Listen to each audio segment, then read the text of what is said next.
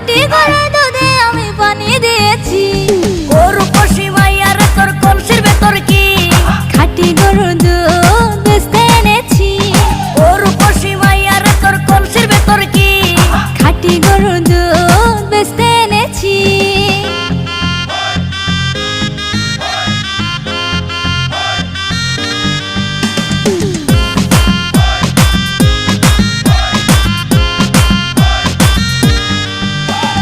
তোর দুধেতে বড়ই মজা, খেয়ে দিলটা হলো তাজা।